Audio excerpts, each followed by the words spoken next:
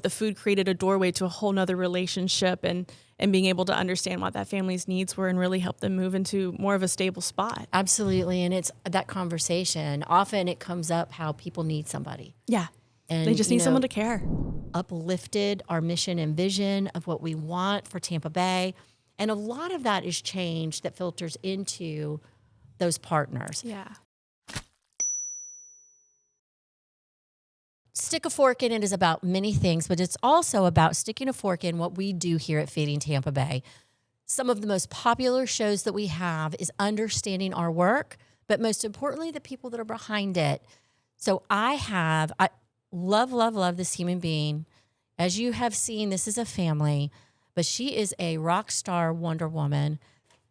Clarissa Rain, welcome back to Stick a Fork in It, because you've been on before, Humans of the Food Bank, haven't you? I actually was not on Humans of the Food Bank. What? I know. Surprising, right? The What? one time I have been featured on the podcast was when we had our own beer. And it was a very good beer. Oh, that's Yeah. right. We did. It was delicious. I still was. have a can. Not going to drink it because it's really old. But you have to keep. It's like a Right? keepsake. Memories. Sentimental keepsake. matters. Right? It does, especially around here, which people understand. What do you do? So I actually have what I think is one of the most exciting jobs here at the food bank.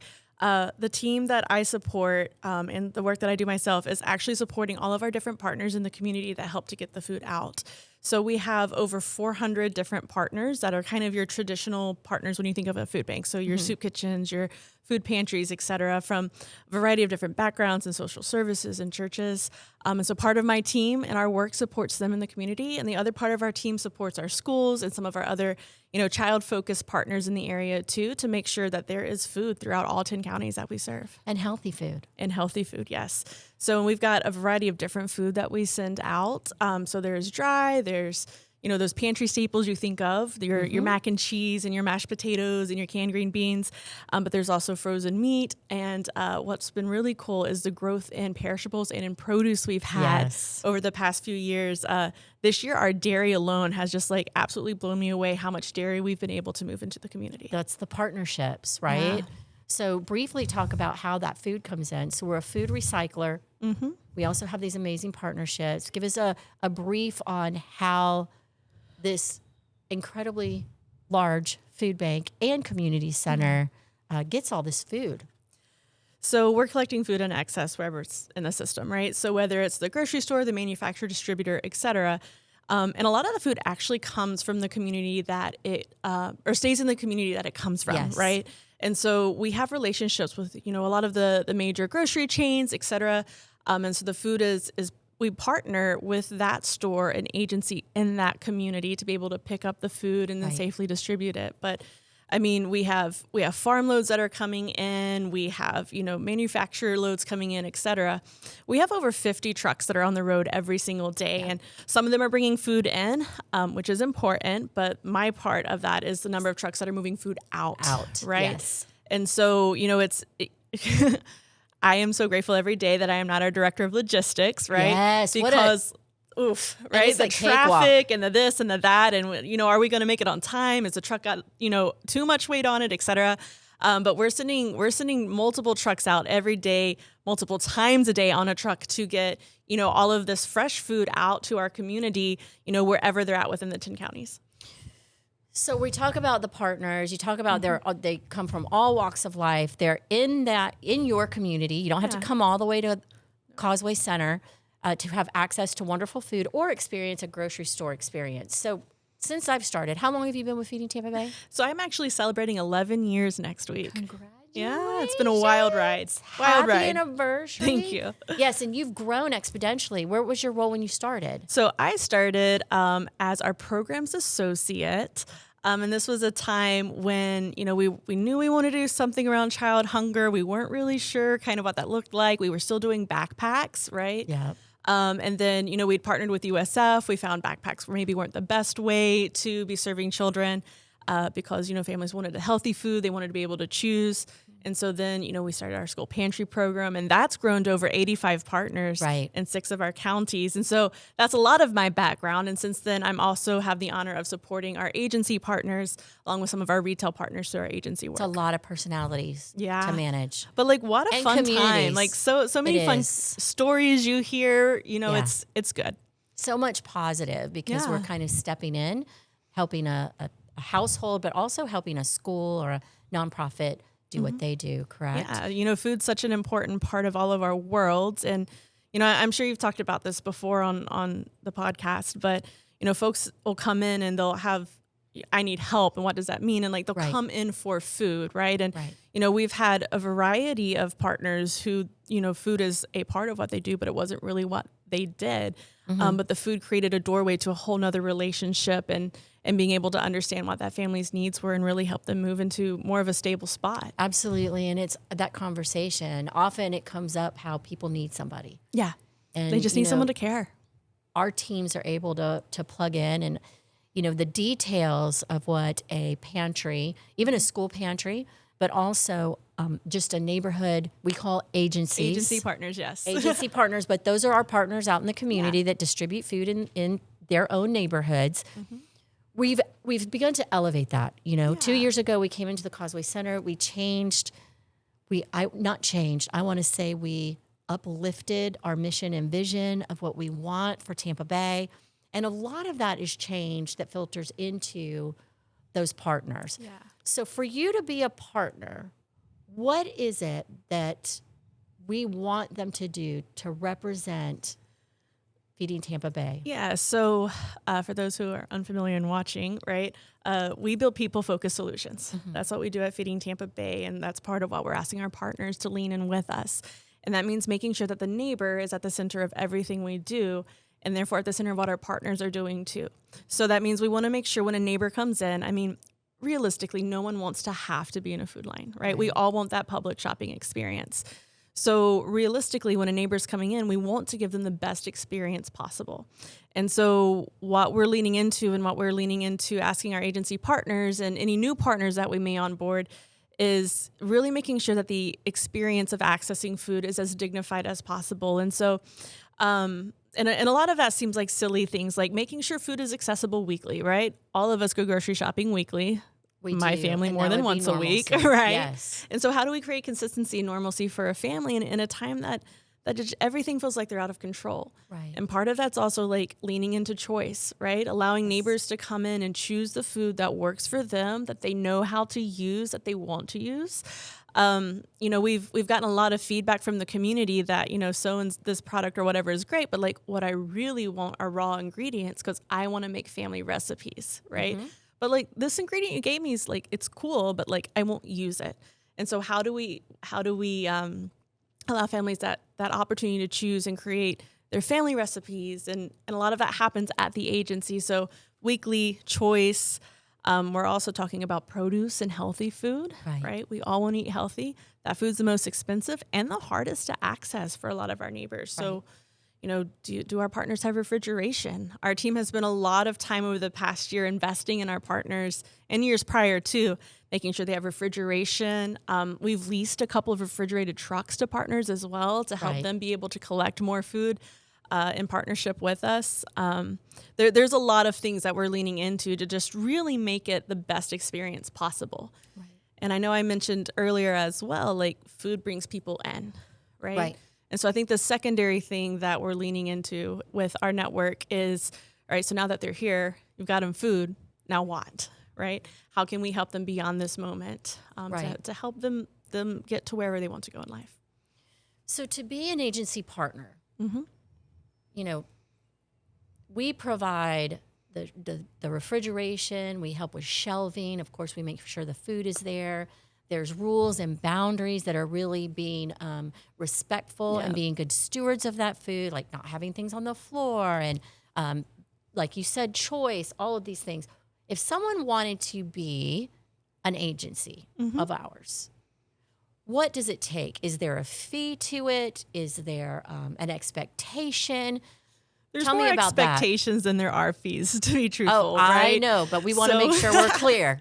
So all our partners the only fee our partners have is a $100 membership fee. And that's really just paying for the technology to run everything behind the scenes, right? Yep. But everything else they get from us, they get free of cost, right? Because we want to make sure food is getting out into the community. Like that's our whole purpose. We don't want the financial burden to be the reason food is not moving into the community. Right.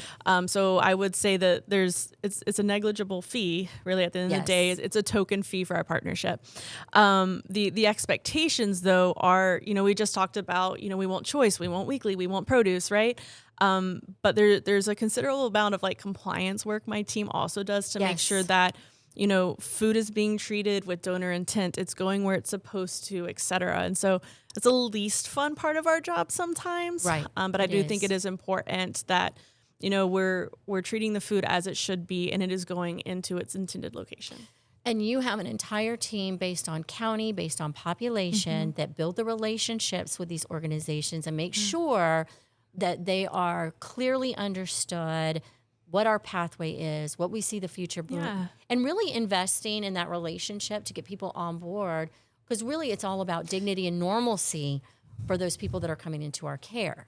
Yeah, and I would say, as much as my team does have things where you have to do like the monitorings and the agreements and all of that, like at the end of the day, we're building relationships. We're building relationships with our partners so that they can build relationships with the community, right? Absolutely. And so that we're all able to understand the need and make sure we're responding appropriately. So that's about building trust. It's kind of like what Feeding Tampa Bay, that's our big thing, right? We look to our neighbors for our solutions, and we want to build trust with our community, and that's really what those healthy relationships are made of to begin with. You mentioned technology. Yes. Which I'm really, I kind of got a little chill. Is that a little dorky? But I got a little chill. Vivery? Vivery. So Vivery is something that I am personally super stoked about. It made such a difference in my world and in our neighbors' world. So if you were trying to look for food this time last year, you would go onto our website, feedingtampabay.org/findhelp, and you would type in your zip code, and you'd get a list of our partners, and you would get a phone number, and you'd get an address, and then you'd have to call the phone number, right? Yes. And sometimes you had like a personal cell that the person was letting us use, and you'd call, and they'd answer right away. And sometimes it was, the church's office, but they were closed on Fridays, and so you'd have to wait for Monday to get it back. And so, like, we knew that was a barrier to access, right?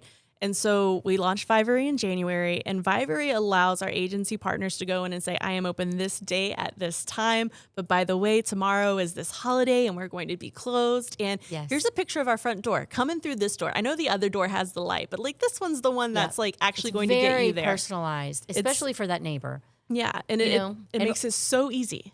And the one thing that we do is we want to take, it's kind of like why we have the neighborhood. When you're struggling and trying to bring solutions and relationships into your life, how can we make it easier? Yeah. Right? How can we save somebody time? How can we, if you're insecure and you're struggling, the last thing you want to do is try to chase down a rabbit hole try in your 5 own community. Different phone numbers and like cycle your way through. It's made a huge difference. And, we still do get phone calls here at our facility with folks trying to find like where they can access food and stuff. But like a lot of like the ones have also like it's changed the phone calls we're getting, the amount of phone calls we're getting just based off of where is food in my community, because Vivery's been such a helpful part in that. Right. And on the back side of it as well, Vivery shows us where someone might be searching for food and we don't have a good presence in our network there as well. So there are a couple of places throughout our 10 county area where like we've got like a really strong network and like we're good, and how do we build those partners up? And how can organizations collaborate with them if they want to kind of get into this mission with us as well versus, starting a pantry across the street. Right. But then Vivery also shows us like, hey, we're getting a lot of searches in this zip code, and I can look at our maps and be like, yeah, I see that might be an area we need to work on expanding our partnership. We can do the research. We can find the right person who's going to do weekly produce choice, et cetera. And then we can make sure that we're expanding and connecting. Yeah. It's not just getting a box of cereal anymore. It really is the experience that we're trying to elevate from our home base. Yeah. And that is the goal. The goal is 400, or if we go into more, or we'll talk about school pantries in a minute, as we go into school pantries, there needs to be pretty much a model and really an expectation from a person who walks into one of our locations. And I think that's what's really nice about the way we've set up Causeway, right? We have the traditional food bank side, but we also have our neighbor-facing side with the bistro and the market and the neighborhood. And so now we can show that we can talk the talk, but we can also walk the walk because we're Yes. doing this as well ourselves. So we've already test driven a lot of these things that we're asking our partners to do here in our own facility. And, you know, while I came up through our child hunger team, there was also a large part of my time where I worked in the market as well. Right. So I know what works, and I'm like, I wouldn't do that. Or, hey, yep, we did that. It was so smooth. Right. Yeah. So school pantries. It's my We've baby. been doing it for a while. You know, you talked about the backpacks. Yeah. You know, and we look to the neighbor, but we also look to the experts, which is the anthropology team at USF, Dr. Great David people. Himmelgreen. Wow. Yeah. He's Talk brilliant. about people I will never be as smart as. Yes. We're going to have him on the show to talk about that. Make sure you watch what that. he does. But it's the thought of a child coming into a household, and the intention was wonderful. But they found that as soon as that child hit the door, the entire family was being fed off of a backpack. And you're putting that on a fourth grader. Yeah. It's the intention is there. Getting food in the house, you got to get food in the house. But there is It's another better way. than nothing, right? And Yes. so, you know, with that study, we found that, you know, that the child had become the breadwinner, and B, the food was supposed to serve the child through the weekend, and it wasn't. It was Right. It was all being eaten on Friday, assuming it was food they were willing to eat, because there was a Right. lot of food they weren't comfortable with. They didn't know what it was. They Right. weren't sure about it, and so they would send it to somebody else. Let's talk about that for a Yeah. second. A lot of people say, you know, it's free food. You should be grateful for what you get. Yes, we have heard that. We have heard that. Our philosophy on that. You know, we've spent a lot of time talking about dignity, and I think it's important that, like, every human has worth, right? And all of my good memories growing up were around the table. That's how we build a better community. It is, and it's how we support people by Yeah. giving that choice, especially Like, when you yes, talk it's about free, culturally. but like, It has really nothing to do with that. We're sustaining a family, and now with our mission is to get them back on their feet. So the first thing is putting food on their table, introducing them to people who care, building stability, that they have connections, and then hopefully leading them to a place that they don't need it at all, either with financial literacy. Like, we have all these we things have in all place, these things, right? but it starts with food. It starts with food, and then we've got a better flourishing communities, right? I think Yes. that's in our vision, flourishing Yes. communities. And so It's possible. it's possible, and this is how we're going to make it happen. Right? You almost made me do the whole thing that we do in meetings. The schools, we started, is it our 6th or 7th year? It's gotta Ooh, be we seven. started in the spring of 2018. 8 years. Yeah, so we started January 2018. We started with 8 schools in Hillsborough County, and we've grown drastically since then. And how many schools, obviously, but also like the size of the pantries too. Yes, because we've had to expand that. Then again, we've put in the fresh, frozen proteins, all of that in all of those locations too. But there's a cost affiliated with that. Yes. You know, people, you know, for me, when someone says, you know, Feeding Tampa Bay, you know, they make so much money. Well, that's because we spend so much money because there's so many people who need us. When we first started Pantries, now mind you, again, we've elevated that approach. How much was one school pantry to run for a year? I believe it was $15,000. I think it was like half of that. Really? Yeah, it was not. So when we started the pantries too, the idea behind the school pantries was, how are we removing barriers for time and transportation, right? Okay. Yep. And it was new to us. We were still thinking our way through some of like the food safety side of it, et cetera. And so it was also like very heavily based on dry goods.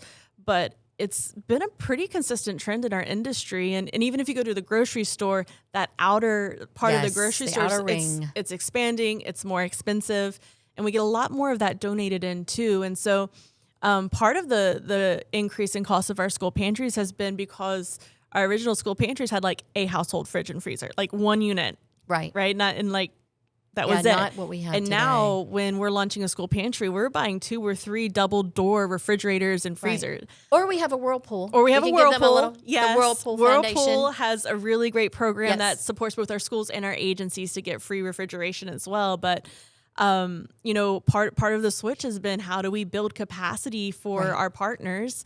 You know, we talked about agencies earlier, but also for our schools, for this fresh product, for all the dairy, for all of your fresh fruits and your fresh veggies, and for your frozen meats too. And so some of the cost is for that.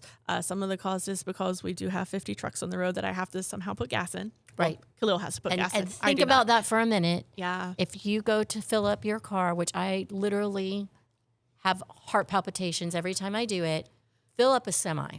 Oh, I'm so good. And 50 of them, 50 semis full of gas. So my husband drives like a pickup truck, and his tank is twice the size of mine.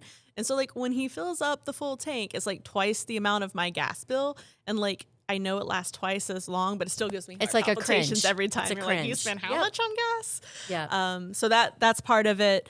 But since we've also had such an increase in perishable donations, dry donations aren't what they were when food banking started, right? So fun fact, Feeding Tampa Bay started in like 1982. So like it's seen a lot of different things as an organization as it's grown. And so we do have dry that we send to the school pantries, but we're also supplementing that with purchase product, right? And so we survey our neighbors throughout the year, and so we learn kind of what products they want the most, what they'll use, et cetera, and we utilize that in our purchasing.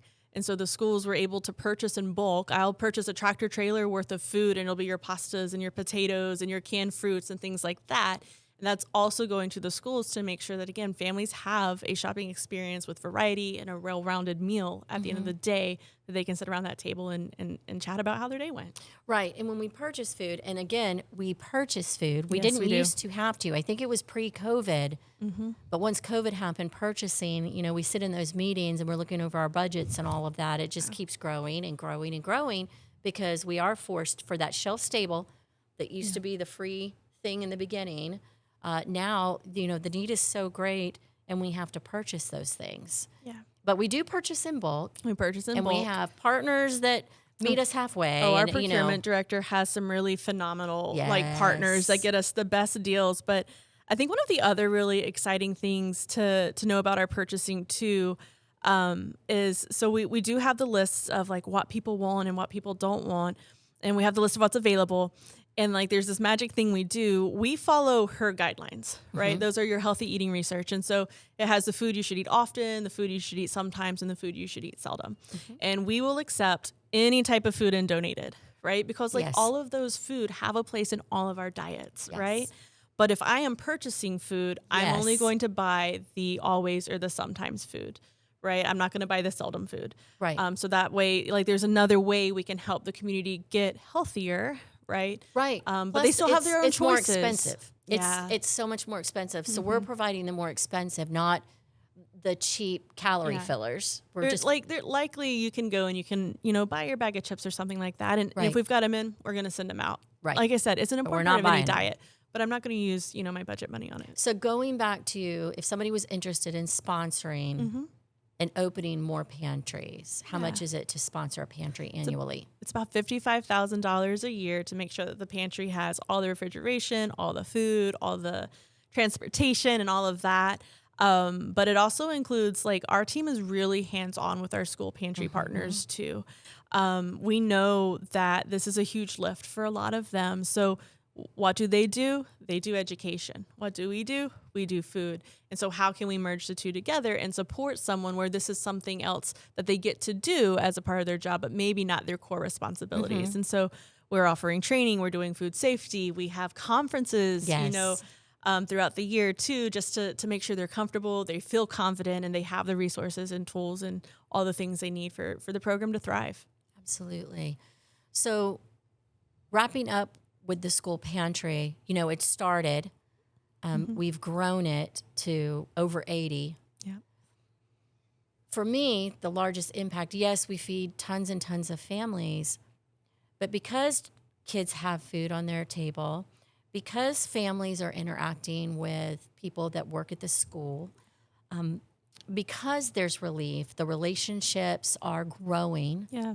And then we have literally seen schools grow from a low grade school to a much higher grade school overall because of this approach. Yeah. And so, and I think it goes back to the whole empowerment framework that we talk about, right? And the more things you can have in a single place that's accessible, like the better off the whole of the community is. And so, one of our schools last year, the year before that we partner with, it's just absolutely phenomenal school.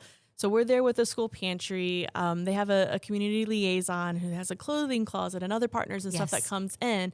and they raised their grade quite substantially. I think they went from like a D to a B or an A. Like it was a Yes, huge it was a change lot. for them, It right? was. And they like even brought, I think they brought, dental in for a certain time, medical. Like we make all these things possible again in that one spot, and all that success, it kind of lifts the boat. If it lifts you will, the whole right? boat, right? And think about like what that means for your future too, when your community is fed and these kids are able to go and get their dream jobs, and like one day that's going to be your doctor. Yeah, and you're learning that we Yeah. just all need somebody. What's in the future? Oh, all the things. Don't get me started. Yeah. So what's in the future in what way? What's something that you're looking forward to that we're going to be doing in the future?